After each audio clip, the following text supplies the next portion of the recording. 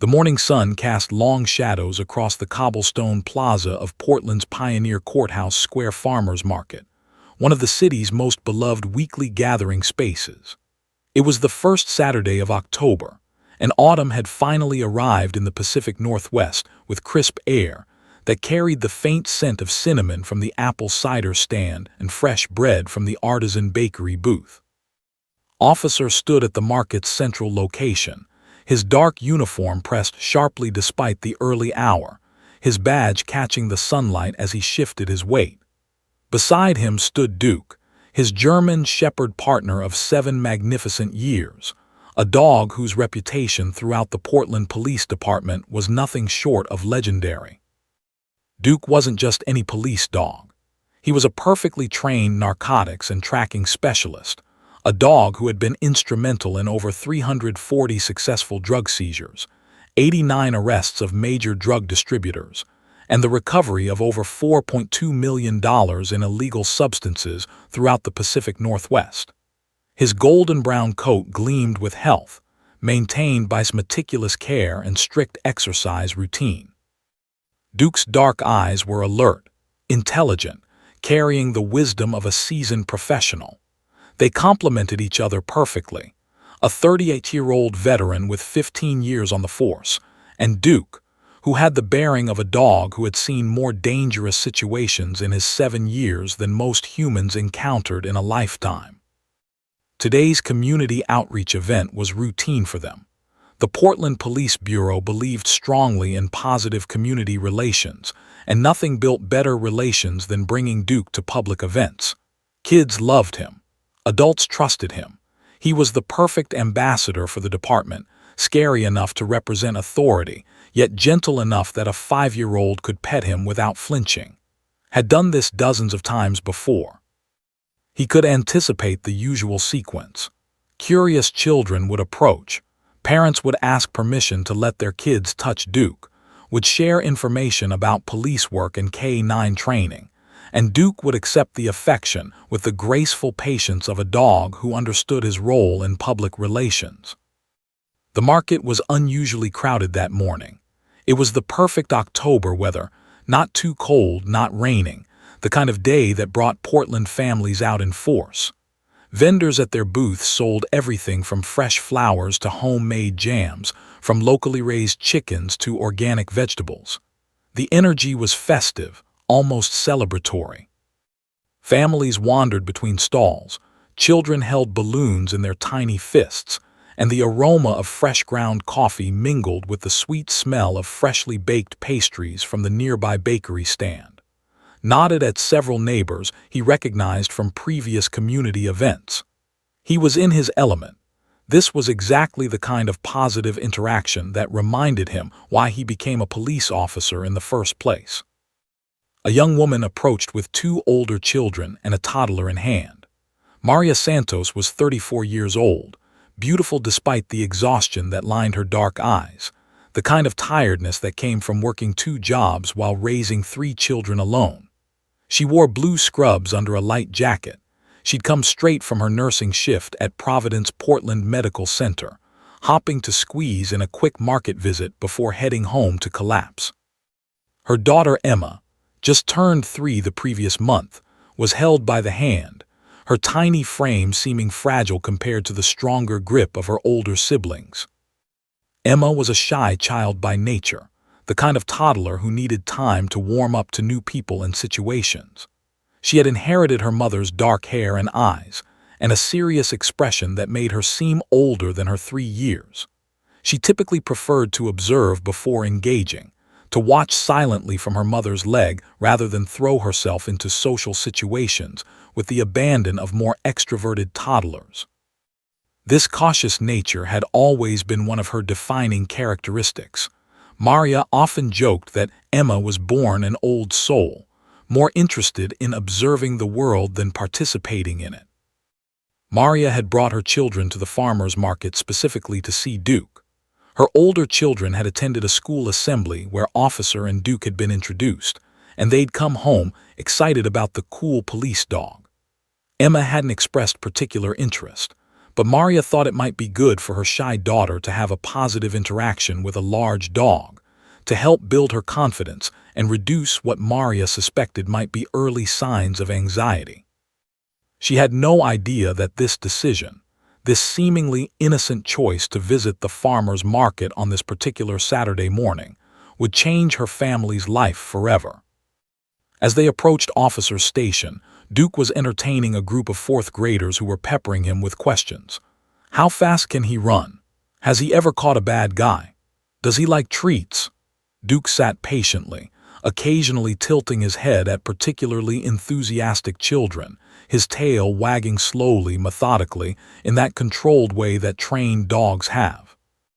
Answered the children's questions with enthusiasm, explaining Duke's training, his role in law enforcement, and the importance of working dogs to public safety. He was in the middle of explaining how dogs could detect narcotics through their extraordinary sense of smell, a fact he delivered hundreds of times before, when something shifted in the atmosphere. The children were gradually moving along with their parents, and a new group began approaching. That's when Emma's small hand suddenly tightened in her mother's grip. Maria felt the change immediately. Her daughter's entire body went rigid.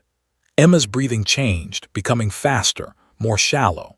Her eyes, which had been moving around the market with mild curiosity, suddenly locked onto Duke with an intensity that seemed disproportionate to a 3-year-old encountering a dog. What happened next occurred in what felt like slow motion but lasted only seconds. Emma's mouth opened, and a cry emerged, not the typical fear scream of a small child encountering something mildly scary, but something deeper, more primal. "Bad doggy! Bad doggy!" she screamed, her voice piercing through the pleasant morning market noise like a knife through silk. Her small body began to shake. She tried to run backward away from Duke, pulling so hard against her mother's hand that Maria nearly lost her balance. "Bad doggy! Bad doggy!" Emma repeated, her voice growing more frantic with each iteration. The market seemed to pause. Conversation stopped mid-sentence. Vendors looked up from their stalls. Parents with children froze, uncertain whether this was a normal toddler tantrum or something more serious. Maria's face turned crimson with embarrassment. "I'm so sorry, officer. I'm so sorry. She's usually so sweet with animals. I don't know what's gotten into her." "Emma, honey, it's okay. It's a nice doggy," she said, her voice taking on that soothing tone that mothers employ when their children are having difficult moments in public. But Officer was no longer paying attention to Maria's apologies. His eyes were locked on Duke. What he saw made his pulse quicken and his professional instincts activate with the force of an alarm bell. Duke's entire body had stiffened at the sound of Emma's scream. The dog's posture had changed completely from the relaxed, friendly demeanor he displayed moments before. His muscles tensed. His ears perked upward, angling toward the little girl. His nose, that incredible canine instrument capable of detecting odors at concentrations far below human capability, began to twitch. Not the casual sniffing of a dog interested in a child, but the deliberate, focused twitching that had seen hundreds of times in operational settings. It was the twitching of a dog catching a scent he'd been trained to recognize. This was the alert. This was the signal. This was the exact physical response that Duke produced when he detected narcotics. Felt his heart rate accelerate. In his 7 years as Duke's handler, in his 15 years as a police officer, something inside him recognized that this moment was significant. The convergence of the child's inexplicable terror, Duke's genuine alert response, and the unusual intensity of the dog's reaction. These 3 elements aligned in a way that his trained mind couldn't ignore. His eyes met those of his supervisor, who stood nearby watching the interaction. They exchanged a single glance, and in that glance was transmitted an entire conversation.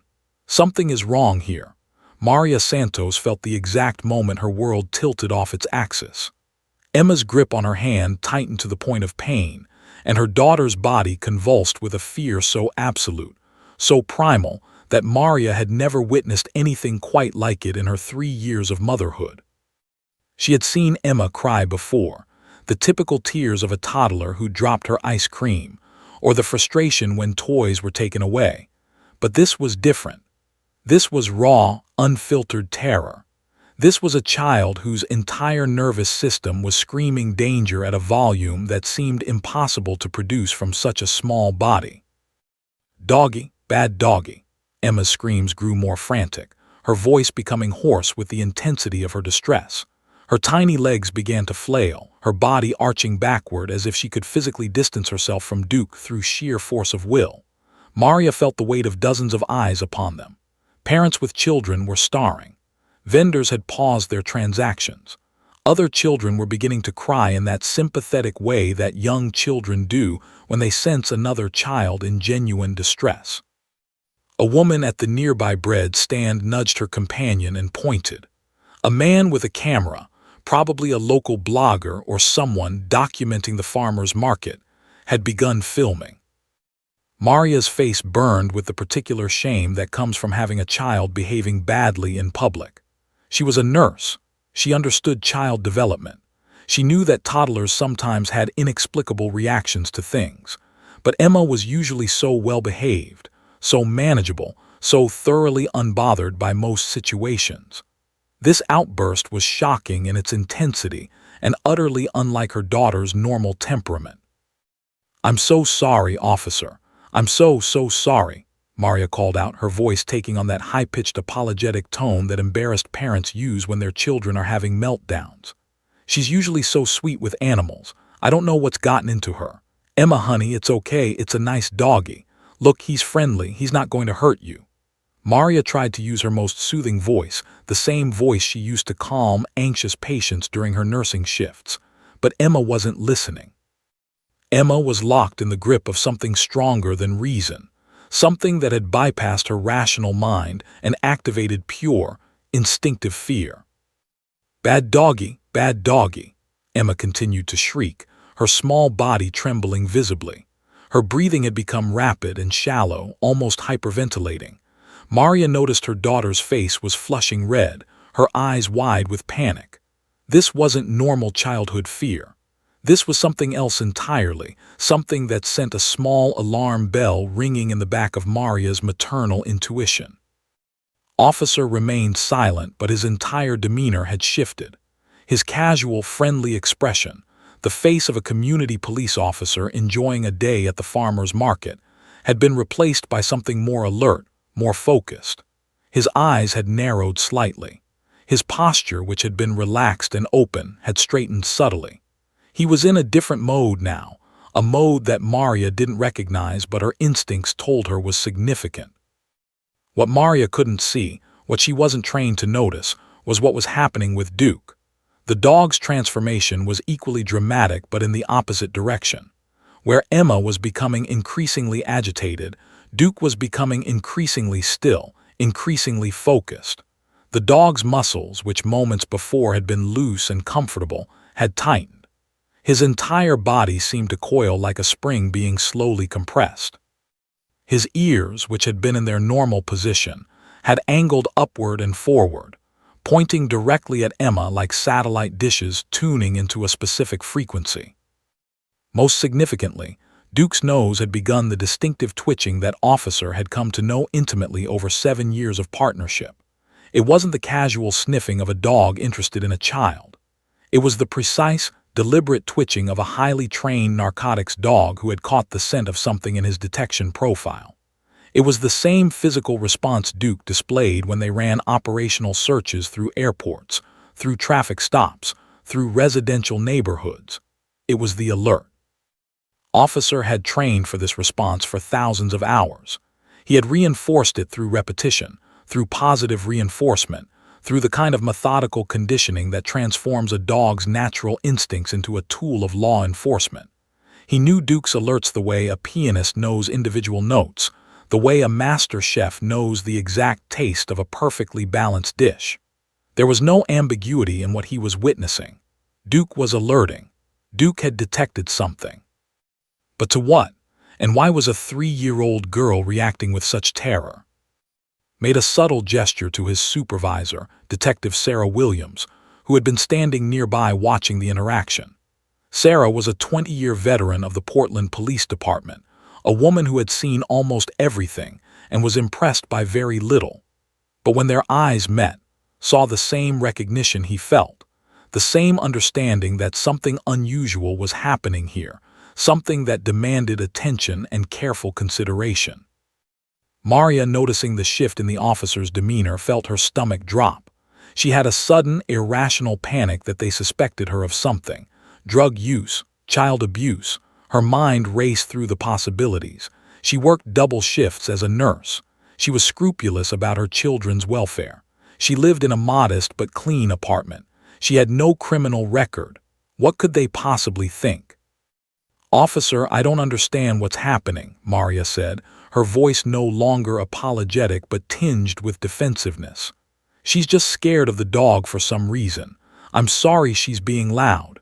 We can leave if you—" "Ma'am, it's not that," officer said carefully, his voice steady and professional.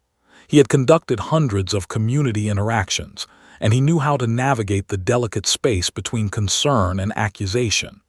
"It's just that Duke is displaying some unusual behavior. Has your daughter been feeling okay? Any recent changes in her behavior or health?" Maria's eyes narrowed. The question seemed oddly specific. "What do you mean, unusual behavior? The dog's fine, she's just scared." "I'm not referring to your daughter's fear," officer said, his words chosen carefully. "I'm asking about your daughter. Has she been acting differently lately? Any changes in her health, her sleep, her appetite?" The specificity of the question jarred Maria. How could this police officer possibly know that Emma had been acting strangely? She had barely mentioned it to anyone. Just last week, she'd made a mental note to call the pediatrician about Emma's complaints of stomach pain and her recent difficulty sleeping. She'd attributed both to typical toddler adjustment issues. Emma had recently transitioned out of diapers, after all, and there had been some stress related to that. "I don't know what that has to do with Duke being a—" Maria began, but held up a gentle hand. "Please, ma'am, this is important. I've been working with Duke for 7 years. He's one of the most highly trained dogs in the Pacific Northwest. Right now, he's displaying a very specific behavioral alert. Combined with your daughter's reaction, I need to ask you some questions. Has Emma been complaining of any physical discomfort? Nausea? Headaches? Has her behavior changed recently?" Maria felt a chill run down her spine. There was something in officer's voice, something beyond professional courtesy, that suggested he knew something she didn't. Emma had indeed been complaining about her stomach. Emma had been having nightmares. Emma had become withdrawn and clingy over the past few weeks in a way that seemed disproportionate to normal toddler development. Maria had planned to mention all of this to the pediatrician at her appointment next week, but she hadn't discussed it with anyone else. Why are you asking me these things?" Maria asked, her defensive tone now mixed with genuine concern. "What's wrong with my daughter?" Officer exchanged another glance with Detective Williams. He could see the fear rising in this mother's eyes, the sudden realization that something was genuinely wrong, that her instincts had been detecting something real. Emma continued to cry, though her volume had decreased slightly, her body still rigid with fear, her eyes still locked on Duke with an intensity that was almost hypnotic. "Ma'am, I think we should step over to a quieter area and talk," officer said, his voice gentle but firm. "There may be something very important that we need to discuss." Officer guided Maria and Emma away from the bustling farmers market crowd, toward a quieter area near the edge of Pioneer Courthouse Square, where an old stone bench sat beneath the shade of a towering fir tree. Detective Williams followed discreetly behind them, her experienced eyes taking in every detail of the interaction. Emma had finally begun to quiet, though she remained rigid in her mother's arms, her eyes still darting toward Duke with a mixture of fear and inexplicable recognition. The screaming had subsided into occasional whimpers and panicked breathing that suggested the terror hadn't passed but merely retreated temporarily, like a wave pulling back before a larger surge. Maria's mind was spiraling. She sat on the bench, settling Emma onto her lap, trying to appear calm while her internal alarm system was sounding at a volume that made it difficult to think clearly. She worked in healthcare. She understood that unusual reactions could indicate serious problems. Emma had been complaining about her stomach for weeks. The nightmares had started about a month ago, mild at first but gradually intensifying. Just 3 days ago, Emma had woken up screaming at 2 in the morning, inconsolable for nearly an hour. Maria had attributed it to the typical sleep disturbances of toddlerhood, chalking it up to developmental stages and the stress of recent life changes. But now, sitting on this bench with a police officer asking pointed questions about her daughter's health, Maria wondered if she'd been missing something critical. Officer sat down across from them on a separate bench, his posture relaxed but his eyes sharp and alert. Detective Williams remained standing nearby, ostensibly observing Duke, but actually positioned to maintain visual contact with both the officer and Maria. This was a practice configuration. They'd conducted dozens of sensitive interviews this way before. "Ms. Santos," officer began, his voice carefully calibrated to be gentle but authoritative. "I want to be direct with you because I think there may be something important happening here. I've been working with Duke for 7 years. In that time, we've been involved in over 300 successful drug detection operations. Duke's alerts have led to major narcotic seizures, arrests of significant drug distributors, and the recovery of millions of dollars in illegal substances. Duke doesn't make mistakes. When he alerts, there's a reason." Maria felt her chest tighten. Drugs? Was he suggesting she was involved with drugs? "I don't understand what this has to do with me," she said, her voice rising slightly in pitch. "I'm a nurse. I work at Providence, Portland. I have a clean background. I would never." "I'm not suggesting anything about you," officer interrupted gently. "I'm asking about Emma, and more specifically, I'm asking about where Emma spends her time. You mentioned she spends weekday mornings with her uncle. Is that correct?" Maria's mouth went dry. The question was so specific, so targeted, that it felt like a trap even though she knew she hadn't done anything wrong. "Yes," she said carefully. "My brother David. He lives nearby and helps with while I work. Why does that matter?" "Has David mentioned anything unusual happening at his apartment?" asked. "Any visitors? Any changes in his routine or behavior?" "David's behavior is none of my business," Maria said defensively, but something in her expression flickered. There had been changes. David had seemed increasingly withdrawn over the past few months. He'd stopped answering his phone regularly. He'd made excuses about why Emma couldn't visit on certain days. Maria had assumed he was dealing with personal problems, maybe depression, maybe relationship issues. She'd asked him about it twice, and both times he'd insist everything was fine. "Ms. Santos, I need you to think about this carefully," Detective Williams said, stepping forward slightly. Her voice was professional but tinged with genuine concern. Emma's strong reaction to Duke, combined with her recent behavioral changes, the nightmares, the stomach complaints, the withdrawal, these can be indicators of exposure to hazardous substances. We're not suggesting anything about your parenting. We're asking if Emma might have been exposed to environmental contaminants at her uncle's residence. The words hung in the air like a physical presence. Maria felt the blood drain from her face. Environmental contaminants. "What kind of contaminants?" she asked, though part of her already knew the answer. Part of her had known something was wrong.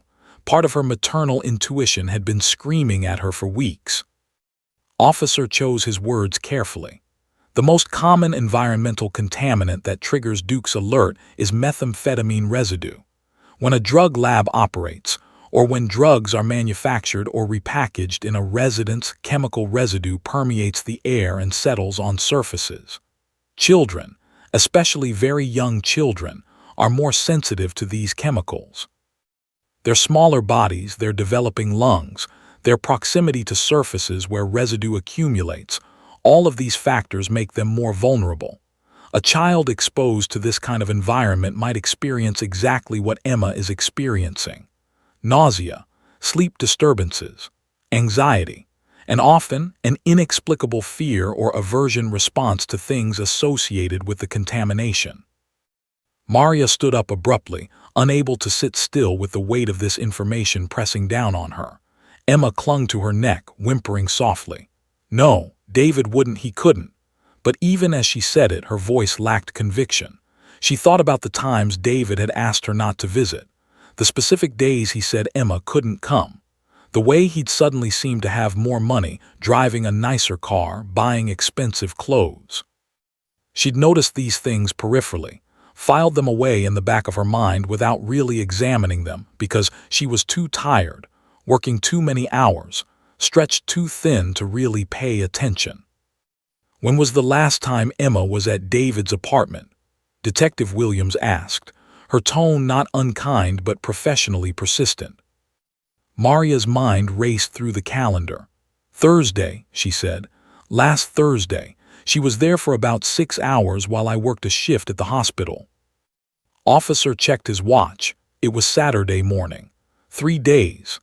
Emma had been in a potentially toxic environment 3 days ago, and now she was displaying the physical and behavioral symptoms of chemical exposure. The timeline aligned perfectly. We're going to need to take some steps here, officer said, his voice shifting into official mode. First, I'm going to need to speak with my supervisor about obtaining a warrant to search your brother's residence. We can't just walk into someone's home without probable cause, but what we're seeing here, Duke's alert combined with Emma's symptoms, that provides enough reasonable suspicion to justify a warrant. Second, I'm going to recommend that Emma be taken to a hospital for evaluation. We need medical professionals to assess her condition and determine the extent of her exposure. Maria nodded numbly, her mind barely processing the implications. Her brother, her trusted brother whom she'd relied on for, the person she'd given access to her most precious possession, her child. The realization that she might have placed Emma in danger, that she might have missed warning signs, that her inattention to David's increasingly suspicious behavior might have endangered her daughter, all of it crashed over her like a tidal wave. I need to make a call, Maria said, her voice trembling. I need to call my supervisor at the hospital. I need to arrange for someone to pick up my other children from school. I need to, she stopped, overwhelmed by the cascade of immediate concerns and the larger horror underlying all of it. Officer stood and placed a gentle hand on her shoulder. Ms. Santos, what you're doing right now, taking this seriously, cooperating with us, prioritizing Emma's health, this is exactly what a good mother does. We're going to get to the bottom of this. Duke gave us a warning today. Emma gave us a warning. We're listening. That's what matters. Over the next hour, things moved with surprising speed. Officer made calls to his supervisor. Detective Williams coordinated with the medical examiner's office to have Emma evaluated. Maria made phone calls to arrange emergency. By mid-afternoon, Emma was being examined at Oregon Health and Science University Hospital's emergency pediatric unit, her small body subjected to tests and scans, her blood and urine samples being analyzed for evidence of drug exposure. The doctors confirmed it. Emma's showed elevated levels of methamphetamine metabolites. Her lungs showed signs of chemical irritation. Her symptoms aligned perfectly with exposure to a methamphetamine manufacturing operation. By evening, with a warrant secured based on probable cause, police officers were breaking down the door to David Santos's apartment on Southeast 42nd Avenue. The warrant had been signed at 3:47 p.m. on Saturday afternoon by Judge, a 42-year-old jurist known for her careful consideration of probable cause and her unwavering commitment to protecting children. The application for the warrant had been straightforward. K9 alert from a highly trained narcotics dog, behavioral symptoms in a child consistent with chemical exposure, medical confirmation of drug metabolites in the child's bloodstream, and reasonable suspicion that controlled substances were being manufactured or distributed from the residence in question. The warrant was airtight, legally sound, and authorized a comprehensive search of the premises located at 3847 Southeast 42nd Avenue, Apartment 6B, registered to David Santos. By 5:15 p.m., a tactical team from the Portland Police Department's Narcotics Division had assembled. 12 officers in protective gear, faces covered with respirators, hands gloved against potential chemical contamination, moved methodically through David Santos's modest one-bedroom apartment. The scene they encountered was a nightmare of criminal enterprise and environmental hazard combined. The apartment reeked. Even through their respirators, the officers could detect the distinctive chemical smell of a methamphetamine operation, a pungent chemical odor that clung to everything and seemed to have permeated every surface, every piece of fabric, every corner of the residential space. The living room showed signs of a disturbed occupant. A laptop computer sat open on the coffee table. Dirty dishes were stacked in the kitchen sink. Empty energy drink bottles and fast food containers suggested someone living in a state of constant stimulation and minimal self-care.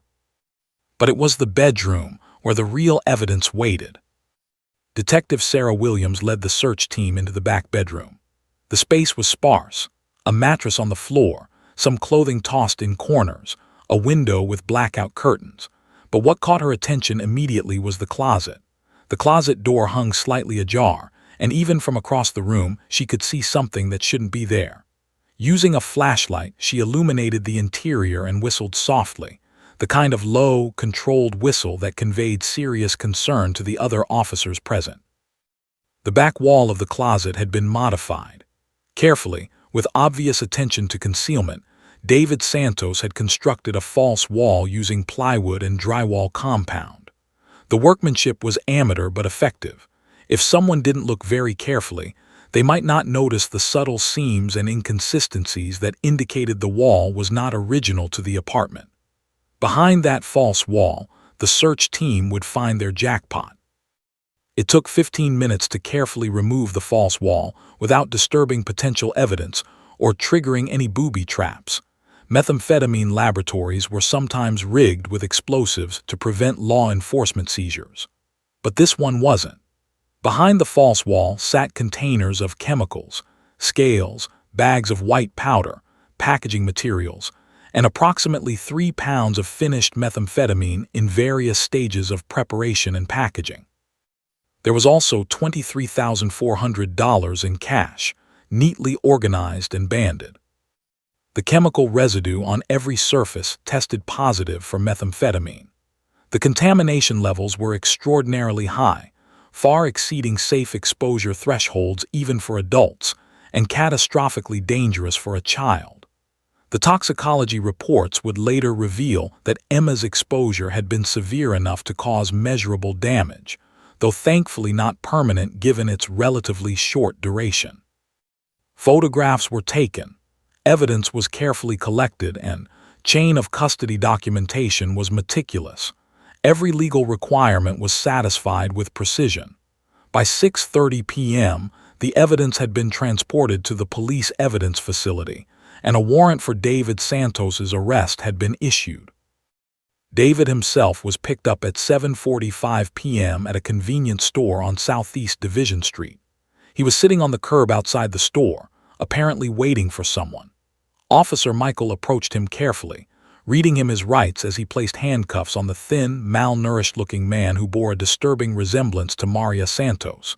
The same dark eyes, the same facial structure, but corrupted by the ravages of methamphetamine use. His teeth showed signs of severe decay.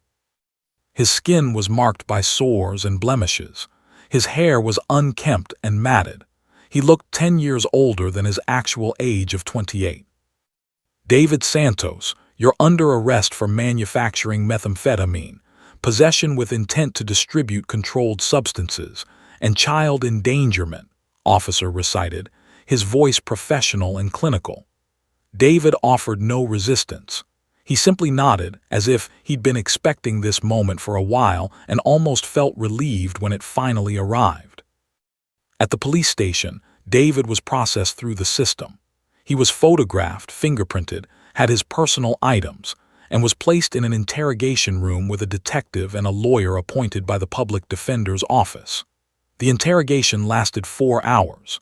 During that time, David initially tried to minimize his involvement, claiming the apartment wasn't really his, that he was just storing things for a friend, that he had no idea Emma had been spending time there. But faced with overwhelming evidence, with detailed questioning, and with the lawyer's quiet suggestion that cooperating might result in more lenient sentencing, David eventually cracked. He confessed to manufacturing methamphetamine for the past 8 months. He confessed to distributing approximately 2 kilograms of methamphetamine per month through a network of street dealers. He confessed to his involvement with a larger distribution network that was connected to organized crime syndicates operating in the Pacific Northwest. He confessed to knowing that Emma had been visiting the apartment and to being deliberately evasive about certain days when Maria called asking to drop Emma off, the days when he was actively cooking or packaging drugs. "I didn't think it was that big of a deal," he said at one point, his voice hollow and detached. "She was only there for a few hours. I didn't think it would hurt her." The detective across from him stared with the kind of intensity that suggested he was barely restraining his contempt. "You're saying you deliberately exposed a 3-year-old child to toxic methamphetamine fumes, that you knew your niece was in danger and you did nothing to protect her?"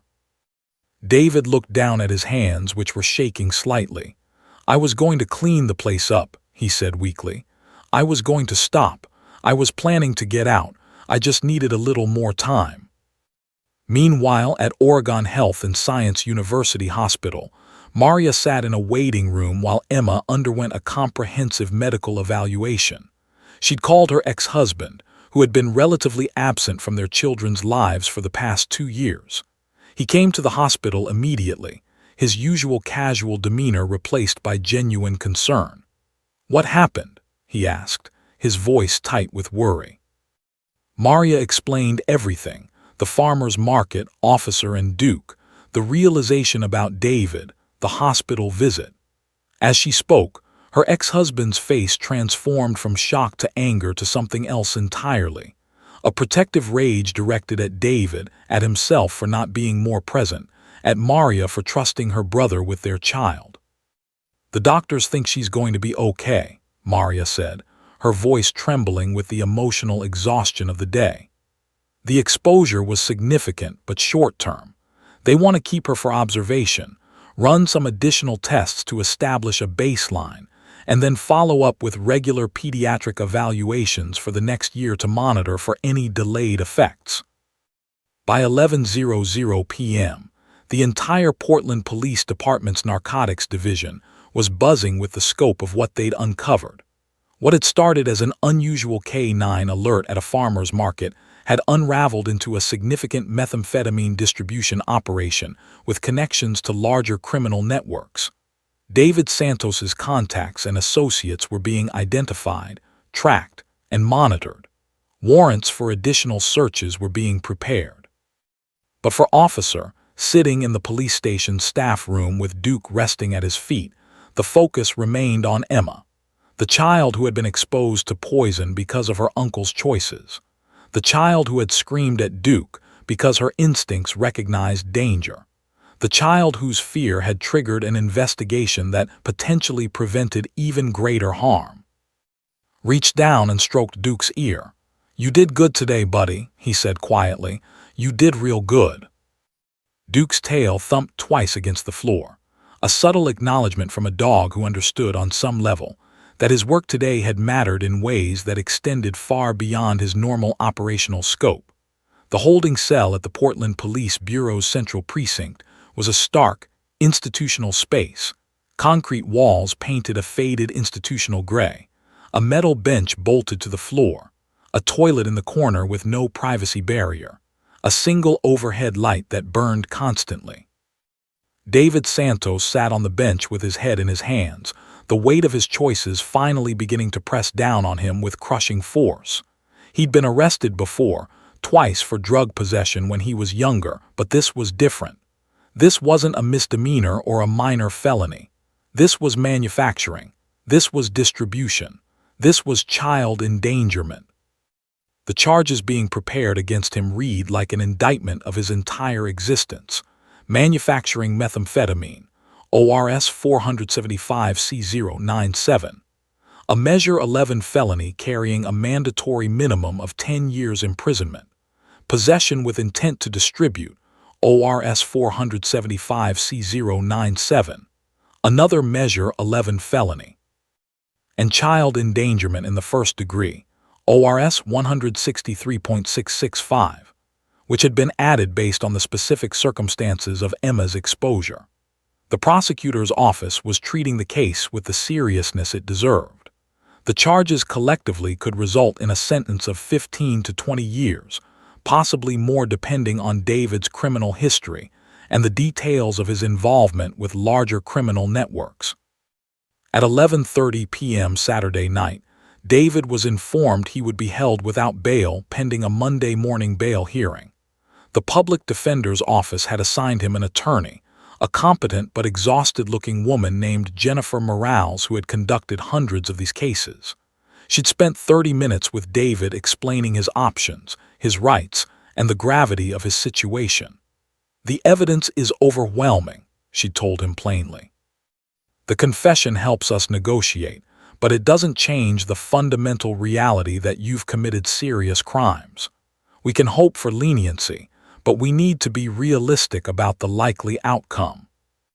While David sat in his cell facing the magnitude of his consequences, Maria Santos sat in a different kind of institutional space, the Pediatric Intensive Care Unit waiting room at Oregon Health and Science University Hospital.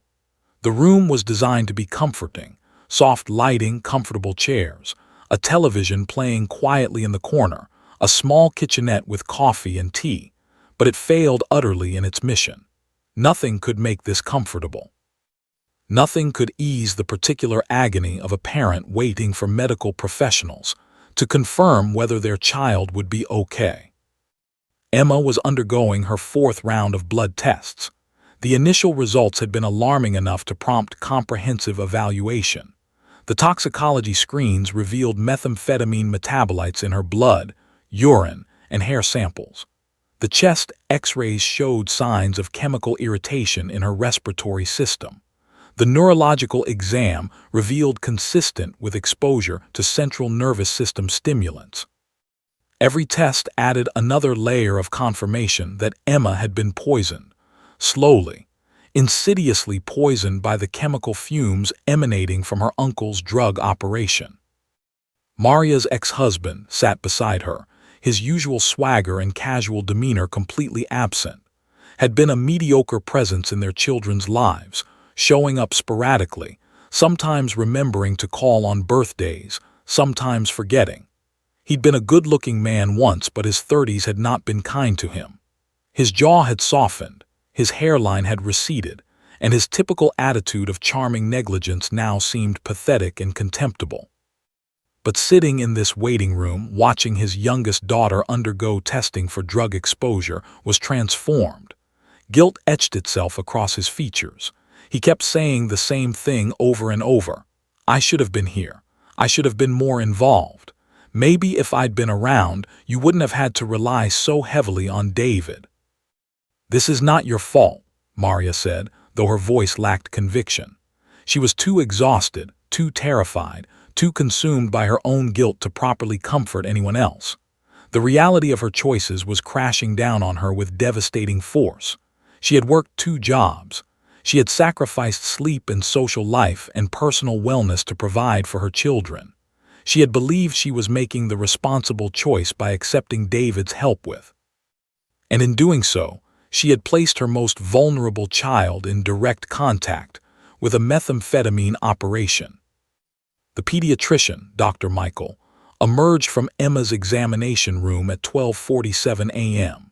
He was a tall man in his early 50s with kind eyes and the exhausted bearing of someone who had spent his career delivering bad news to terrified parents.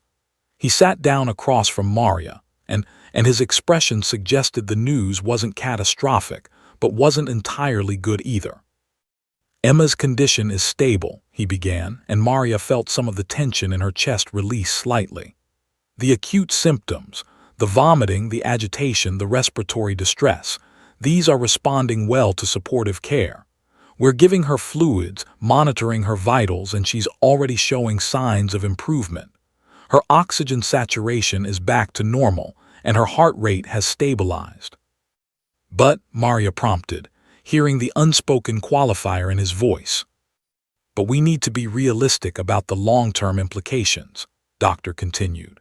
Methamphetamine exposure in young children can have lasting effects on neurological development, on cognitive function, on behavioral regulation.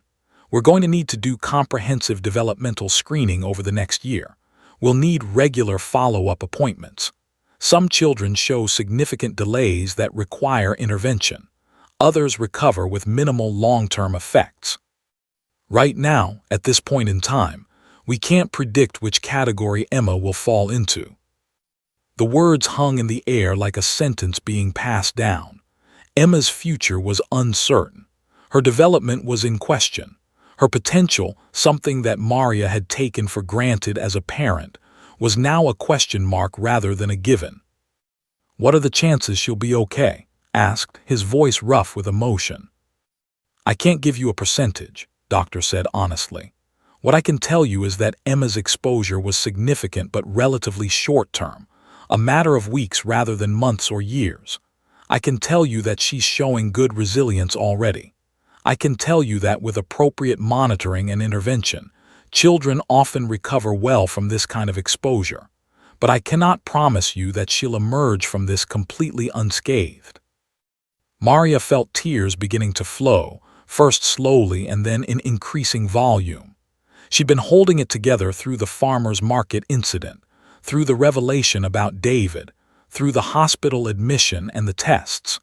But now, faced with the reality that her daughter's future had been compromised, her emotional reserves gave way completely. She wept with the particular anguish of a parent who has failed to protect their child, who has made a mistake with consequences that will echo through years of development and potential lost opportunities. Put his arm around her, and for once his gesture felt genuine rather than performative. "She's going to be okay," he said, speaking with more conviction than the facts warranted. "She's strong. She's got her mom fighting for her. She's going to be okay." Back at the police station, Officer was finishing his paperwork on the case. The incident report was comprehensive and detailed, documenting every element from the initial K-9 alert through the warrant execution and David's arrest. He'd written dozens of these reports over his 15-year career, but this one felt different. Usually, the success of an operation was measured in pounds of drugs seized or dealers arrested. This operation was being measured in a child's life saved, in a family's future preserved. At 1:15 a.m., received a text message from Detective Sarah Williams. "Emma stable, long-term prognosis uncertain, but child is alive because of your partner's alert. Never underestimate the value of paying attention." Looked down at Duke, who was sleeping on the station's break room floor, his body finally relaxed after the intensity and adrenaline of the day. The dog had done what he was trained to do. He'd detected a scent. He'd alerted. He'd triggered a chain of events that prevented a tragedy. But the real question now was whether Emma would recover. Whether the poison her uncle had introduced into her young body would leave permanent scars. Whether the trauma of that fearful reaction in the farmer's market would linger in her psychological memory, even if her physical body healed. Those were questions that couldn't be answered today. Those were questions that would take months, years even, to fully resolve. The first week after Emma's hospital admission was the most challenging. The pediatric ward at Oregon Health and Science University Hospital became Maria's second home. She slept in the uncomfortable chair beside Emma's bed, her body aching from the unnatural position and the emotional weight pressing down on her. Each morning, she'd wake disoriented, momentarily forgetting where she was, then remembering with a sickening lurch of her stomach that her daughter was here because of poison, because of betrayal, because of her own failure to protect. Emma's medical care was comprehensive and methodical. The toxicology specialists ordered additional blood work every 48 hours to track the clearance of methamphetamine metabolites from her system. Respiratory therapists monitored her lungs for signs of lingering irritation. Neurologists conducted baseline assessments of her cognitive function, her reflexes, her developmental milestones. Every doctor who entered the room reinforced the same message. Emma had been significantly exposed to a dangerous substance, and while the acute symptoms were resolving, the long-term effects remained uncertain. By day 4, the acute physical symptoms had mostly subsided. Emma's vomiting had stopped. Her breathing had normalized. Her heart rate had stabilized into the normal range for a 3-year-old. But the psychological damage remained profound and visible. Emma had nightmares almost every night, her small body jolting awake in terror, her screams piercing through the hospital ward. She'd cling to Maria with an intensity that was both heartbreaking and exhausting. She'd regressed developmentally. Toilet training that she'd been making progress on suddenly reverted, and she refused to eat solid foods, preferring only liquids and soft foods consumed while in Maria's arms. On day 6, Dr. Lee, the child psychologist, first met with Emma and Maria. Dr. Lee was a woman in her mid-50s with gentle eyes and silver streaking through her dark hair. She specialized in trauma in young children, and her office walls were decorated with bright, calming colors and artwork designed to put anxious children at ease. She began with Maria first, conducting an intake interview to understand the full scope of Emma's exposure and behavioral changes.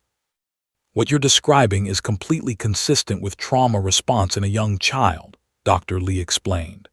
"Emma's cognitive development is still very limited. She can't process what happened to her intellectually or verbalize her experience, but her body remembers. Her nervous system has been activated by a threatening stimulus, and now everything feels potentially dangerous. The nightmares, the regression, the clinginess, these are all her nervous system's way of trying to maintain safety." "How do we fix it?" Maria asked, her voice desperate. "How do we make her normal again?" "We create safety," Dr. Lee said simply. "We establish predictability, consistency, and emotional security. We use play therapy to help her process her experience without requiring her to verbalize it. We help her nervous system learn that it's safe to relax, and we monitor her development very carefully to ensure she gets early intervention if developmental delays emerge." The therapy began the following week. Twice a week, Maria would bring Emma to Dr. Lee's office. During the sessions, Emma would play with dolls, with blocks, with sensory toys, all while Dr. Lee observed and occasionally guided the play in subtle ways. Gradually, over weeks and months, Emma began to incorporate what had happened to her into her play. She'd have dolls screaming and running away, which Dr. Lee would gently reframe. The doll was scared, but now the doll was safe. The doll's mother was there to protect it. The scary thing couldn't hurt anymore. Meanwhile, Maria made dramatic life changes. She quit her second job at the urgent care clinic, consolidating her schedule to work full-time at Providence Portland Medical Center. The reduction in income was significant. They'd have to make sacrifices, but the increase in her availability and mental bandwidth was priceless. She was no longer constantly exhausted, no longer choosing between sleep, and no longer making desperate decisions that compromised her children's. She also joined a support group for parents of children who'd experienced trauma. The group met Thursday evenings at a community center in Southeast Portland.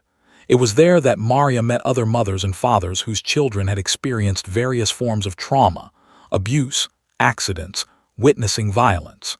The shared experience created an unusual kind of intimacy. These were people who understood, without explanation, the particular guilt that came with believing you'd failed to protect your child. In the group, Maria met Thomas, a father whose 10-year-old daughter had been in a car accident. Thomas shared his story with brutal honesty. "I was driving," he said, his voice heavy. "I was tired. I missed a red light. My daughter was in the car with me. She was in the hospital for 3 weeks. I spent months thinking about how it was my fault, how I was negligent, how I'd failed as a parent. And I did fail. But I also learned that guilt doesn't help her heal. What helps her heal is me being present, being stable, being better. Maria found herself nodding through tears.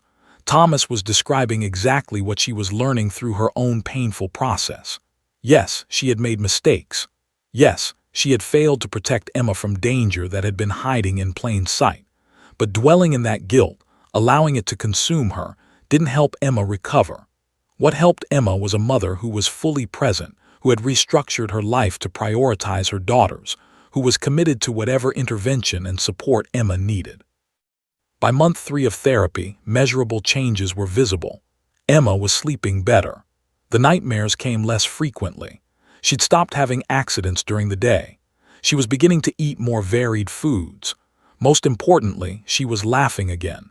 Not the cautious, uncertain laughs of someone relearning how to find joy, but genuine belly laughs that came from a place of feeling safe. Maria also became an advocate. She started attending community meetings, speaking to parent groups, warning other families about the dangers of drug manufacturing in residential areas. She learned that methamphetamine labs operate in all types of communities, in neighborhoods rich and poor, in areas where you'd never expect to find them. She discovered that her story wasn't unique. There were dozens of families in Portland alone who'd experienced similar situations, where a child had been exposed to toxic chemicals through a family member's involvement in drug manufacturing. This advocacy led to an invitation from the Portland Police Bureau's Community Outreach Division to speak at a parent education event.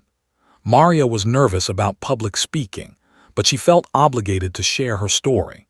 She stood in front of 40 parents and guardians in the community center, with Emma's photos displayed on a projector screen, and told her story. She talked about the warning signs she'd missed. She talked about how a dog had detected what she'd been blind to. She talked about Emma's struggle to recover and the ongoing uncertainty about her daughter's future. When she finished speaking, there wasn't a dry eye in the room. 3 different parents approached her afterward to share their own concerns about family members they suspected of drug involvement. One woman described her own child showing behavioral changes similar to Emma's. Another man mentioned he'd noticed a strange smell coming from a neighbor's apartment and wasn't sure if he should report it. By month 6, Emma was evaluated again by the developmental pediatrician. The results were cautiously optimistic. While Emma's development had been affected, she was showing some delays in language and motor skills. The delays were not as severe as doctor had initially feared. With continued therapy and intervention, there was reason to believe that Emma would catch up developmentally. "She's a resilient little girl," doctor told Maria at the follow-up appointment. "Children are remarkable in their capacity to recover when they have consistent, loving support. Emma's future is not without challenges, but it's significantly brighter than it would have been if you hadn't caught this when you did." Maria held Emma close, breathing in the familiar scent of her daughter's hair, grateful beyond words that on one autumn morning, a frightened little girl had pointed at a police dog and inadvertently saved her own life. Rachel was a 41-year-old investigative journalist for the Oregonian, Oregon's largest daily newspaper. She had spent 2 decades reporting on crime, social justice issues, and human interest stories that often fell through the cracks of mainstream media coverage. She was known for her meticulous research, her ability to connect seemingly disparate facts into coherent narratives, and her genuine commitment to telling stories that mattered. When Detective Sarah Williams contacted her about a story involving a police dog, a child, and a methamphetamine operation, Rachel's journalistic instincts immediately activated. The initial pitch was straightforward. A K9 dog detected chemical residue through an unusual behavioral alert from a young child, leading to the discovery of a drug manufacturing operation and the protection of that same child from serious harm. It was the kind of story that had human interest, law enforcement cooperation, and a clear narrative arc. But when Rachel began digging deeper, when she interviewed Maria, an officer, and the pediatrician, when she spent time with Emma and understood the full scope of what had almost happened and what had been prevented, she realized this story was far bigger than a simple "police saves the day" narrative. Rachel spent 3 weeks researching the story. She obtained copies of the court documents related to David's arrest and charges.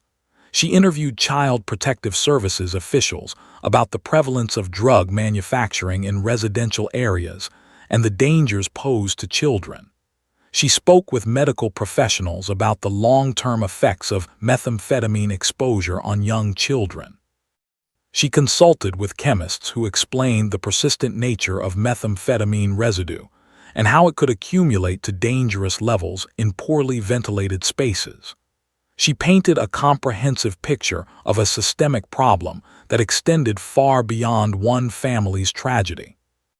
The resulting article, titled "How a 3-Year-Old's Fear and a Police Dog Saved a Family," was published in the Oregonian on a Wednesday morning in early December, nearly 2 months after the incident at the farmer's market. The article was compelling, detailed, and emotionally resonant.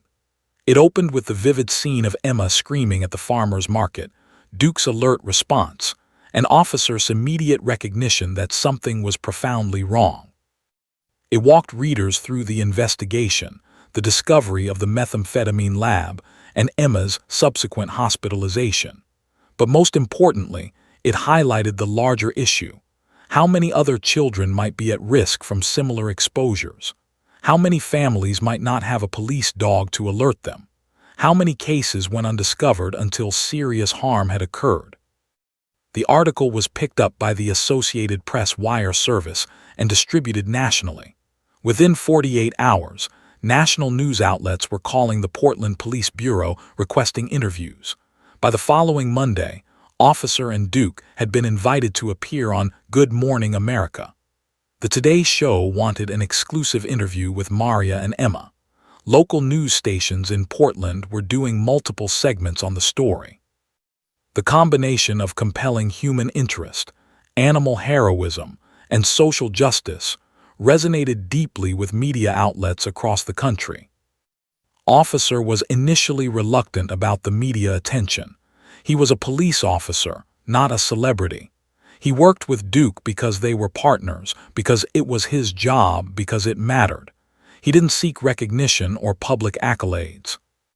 But his supervisor and the Portland Police Bureau's public information officer convinced him that the attention could serve an important purpose: raising awareness about methamphetamine manufacturing in residential areas, educating parents about warning signs, and potentially preventing similar situations. The Good Morning America appearance aired on a Friday morning. Over 4.2 million viewers watched Officer sit on the studio couch with Duke at his side, discussing the incident at the farmer's market and Emma's recovery. The interview was warm and genuine, spoke eloquently about Duke's training, about the importance of listening to children's instinctive reactions, about the critical role of community policing. Duke, for his part, was perfectly behaved, occasionally tilting his head at the hosts, displaying the kind of patient professionalism that had made him legendary within the Portland Police Department. When the segment concluded, the host showed a photo of Emma with Maria, and the entire studio audience erupted in spontaneous applause. One of the hosts, visibly moved, said directly to the camera, "This is what community policing looks like. This is what happens when officers and their partners pay attention. This is what saves lives." The media coverage brought Emma and Maria into the public eye as well. They received interview requests from major publications. People magazine featured them on the cover with the headline, "How a Dog's Instinct Saved a Child's Life." Emma became something of a minor celebrity within Portland, with locals stopping Maria on the street to tell her how moved they'd been by her story. But the attention also brought complications that nobody had anticipated.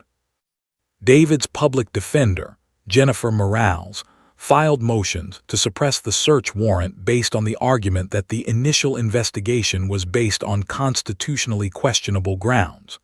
She argued that Duke's alert to an unexplained source, combined with a child's fear response, did not constitute probable cause sufficient to justify a search warrant. She contended that the police had overstepped their authority, that they had engaged in investigative procedures that violated David's Fourth Amendment protection against unreasonable search and seizure, and that the resulting evidence should therefore be inadmissible in court. The arguments were sophisticated and legally sound. Expert witnesses were called to testify about the reliability of K-9 alerts, about the subjective nature of behavioral interpretation, about the dangers of confirmation bias in police investigations. The legal community became divided on the question. Had the Portland Police Department acted appropriately in pursuing the search warrant, or had they violated civil liberties in the name of child protection? National legal commentators began weighing in on the case. Liberal-leaning legal analysts argued that the search warrant was problematic, that it represented a dangerous expansion of police power, that it suggested officers could conduct invasive searches based on hunches and animal behavior. Conservative-leaning analysts countered that child protection superseded procedural objections, that a 3-year-old child's physical symptoms combined with a trained dog's alert provided ample probable cause, that protecting children was a legitimate governmental interest. Law school professors began assigning the case to their students as a discussion prompt. The tension between civil liberties and child protection, between procedural correctness and practical outcomes, between the letter of the law and its spirit.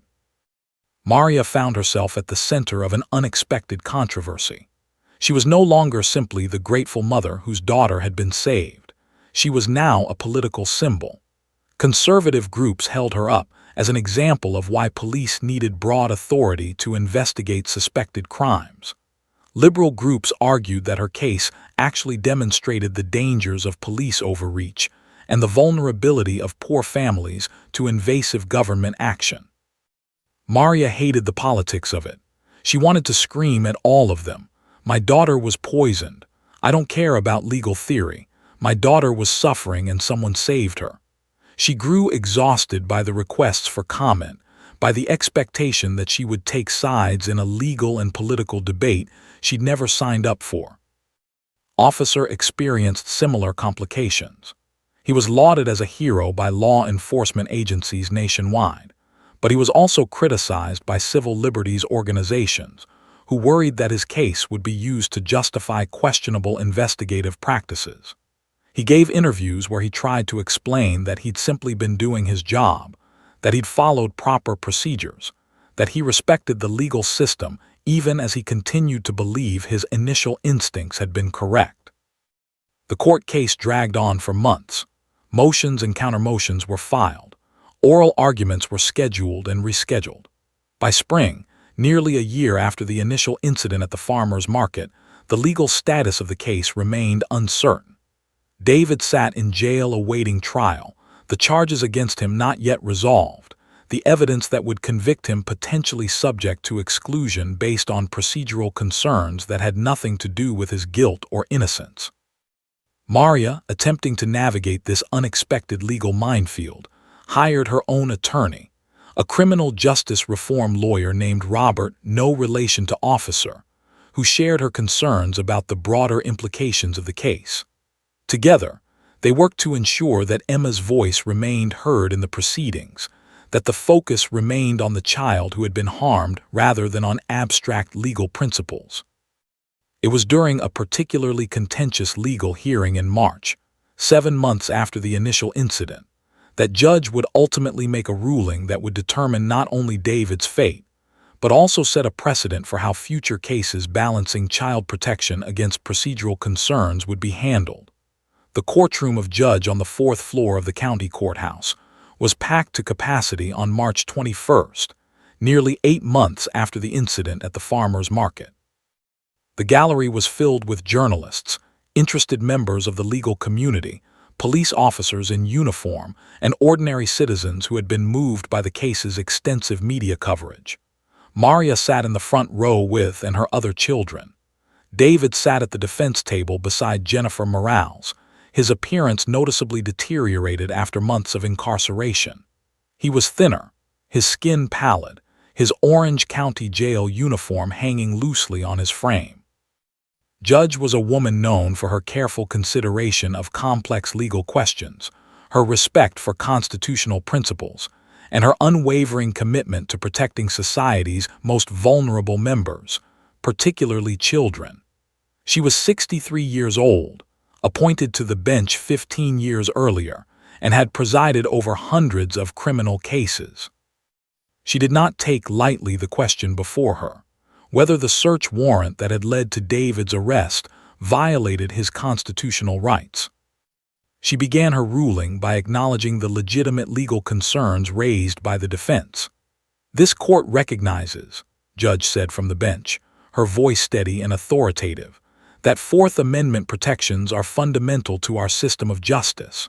We cannot allow law enforcement to conduct searches based on hunches, speculation, or insufficient probable cause, regardless of the outcome. The Constitution applies to all citizens, including those accused of crimes, and we must not sacrifice procedural protections in the name of results." The civil liberties advocates in the courtroom nodded in satisfaction, but Judge was not finished. "However," she continued, "this court also recognizes that probable cause is not a scientific certainty. It is a practical, common-sense judgment about whether circumstances warrant belief that a crime has been committed and that evidence of that crime exists in a particular location. In this case, we have convergent evidence: a highly trained narcotics detection dog displaying behavioral indicators consistent with detection of methamphetamine, a child exhibiting physical and behavioral symptoms consistent with chemical exposure, and reasonable suspicion that the child's uncle, who had been caring for the child, had changed his behavior and lifestyle in ways consistent with involvement in criminal activity." She turned specifically to address the defense's argument about the reliability of K-9 alerts. "The court has reviewed extensive expert testimony regarding the reliability of narcotics detection dogs. While no detection method is infallible, properly trained dogs like Duke demonstrate a detection accuracy rate of approximately 94% in operational settings. This is significantly higher than many other investigative techniques we routinely accept. When combined with corroborating indicators, the child's symptoms, the officer's professional judgment, we cannot reasonably conclude that the search warrant was issued without probable cause." Judge then addressed what she called the broader societal interest in the case. "This court is acutely aware that this decision will set precedent. We are also aware that, in this particular instance, the exercise of police authority resulted in the prevention of ongoing harm to a child. While prevention of harm is not the primary purpose of the Fourth Amendment, neither should we interpret constitutional protections in a manner that immunizes child endangerment from law enforcement scrutiny." She delivered her ruling. The search warrant was constitutional. The evidence obtained from the search would be admissible. David's motions to suppress were. "Furthermore," Judge said, looking directly at David, "this court finds that the charges against the defendant are serious and substantiated. Manufacture of methamphetamine, possession with intent to distribute, and child endangerment are grave crimes. The defendant's own statements during interrogation, combined with the physical evidence obtained from the lawful search, establish guilt beyond a reasonable doubt." David's face went pale. His attorney placed a hand on his shoulder, but there was nothing she could do. The judge had spoken, and the legal pathway to dismissal of charges had been closed. 2 weeks later, David Santos entered a guilty plea to all charges. He'd consulted with his public defender and concluded that contesting the charges would only prolong the inevitable and likely result in a harsher sentence if he forced the case to trial. In exchange for his guilty plea, the the prosecution agreed not to pursue additional charges related to his involvement with larger criminal networks, information he had provided to law enforcement in an attempt to mitigate his sentence. At sentencing, held on April 18th, Judge delivered a statement that would be widely quoted in subsequent legal discussions of the case. She addressed David directly. "You have committed serious crimes. You have endangered a child. You have placed profit from illegal drugs above the safety of your own family. However, this court also acknowledges that you have cooperated with law enforcement, that you have expressed remorse for your actions, and that you are a relatively young man with a documented history of substance abuse that may have contributed to your criminal choices." She sentenced David to 12 years in the Oregon Department of Corrections, with the possibility of parole after serving a minimum of 10 years. It was less than the prosecution had requested, but more than the defense had hoped for. It was, in some sense, a compromise, punishment that reflected the seriousness of the crimes while allowing for the possibility of eventual rehabilitation.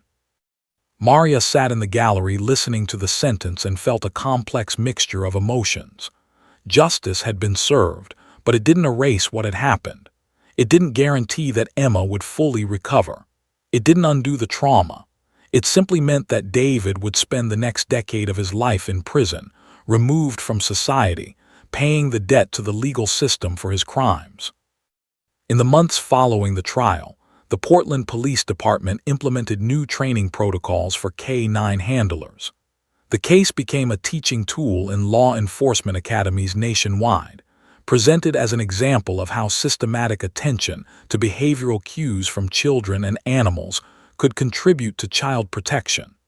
Officer was invited to speak at police training seminars throughout the Pacific Northwest. He accepted some invitations, uncomfortable with his celebrity status, but committed to sharing what he'd learned from Duke and from Emma's experience. Maria channeled her energy into advocacy work. She founded Safe Homes, Safe Children, a nonprofit organization dedicated to educating parents and caregivers about recognizing signs of drug manufacturing in residential areas. The organization provided free workshops at community centers, schools, and religious organizations throughout Portland. Maria partnered with law enforcement agencies, child protective services, and medical professionals to create comprehensive education materials about methamphetamine contamination and its effects on children. The organization grew steadily. By the end of the first year, Maria's nonprofit had reached over 2,000 families in Portland. She'd been interviewed by national media outlets about her advocacy work. She'd before state legislators about the need for enhanced child protection laws regarding drug manufacturing in residential areas. She transformed her personal tragedy into meaningful social action. Emma continued her recovery with remarkable progress. By her 4th birthday, the developmental delays that had been predicted were largely resolved. She was speaking clearly, maintaining age-appropriate motor skills, and displaying the resilience that children often demonstrate when they receive consistent, loving support. She had no conscious memory of the methamphetamine exposure or her hospitalization, though Dr. Lee continued to monitor her for any long-term psychological effects. When Emma was 5 years old, Officer and Duke visited her kindergarten class as part of a school assembly about community helpers and safety. Emma recognized Duke immediately and ran to him without fear. She hugged the dog, and Duke, with his customary gentleness, licked her face. As Emma sat beside Duke during the assembly, her small hand on the dog's neck, the connection between the child and the animal that had saved her life was visible and tangible. Years later, when Emma turned 16, she volunteered at her mother's nonprofit organization. She helped create educational videos for young people about the dangers of drug manufacturing, about recognizing warning signs, about speaking up when they suspected something was wrong.